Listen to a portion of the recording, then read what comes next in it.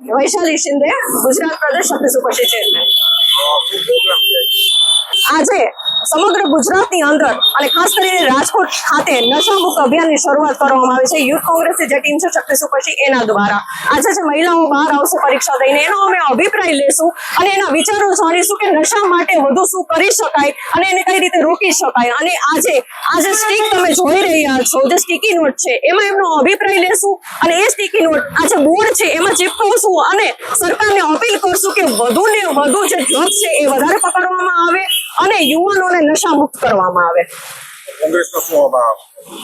ખાસ કરીને હું રાજકોટની જનતાને અપીલ કરીશ કે જો આપને પણ ક્યાંય પણ ખ્યાલ હોય કે જ્યાં દારૂ વેચાય છે અથવા તો ડ્રગ્સ વેચાય છે તો આપ કોંગ્રેસ કાર્યાલય સંપર્ક કરી શકો છો, પત્રો દ્વારા કરી શકો છો, ફોન દ્વારા કરી શકો છો અને જો આપ ઈચ્છો તો આપનું નામ પણ ગુપ્ત રાખવામાં આવશે અને એ સૂચના અમે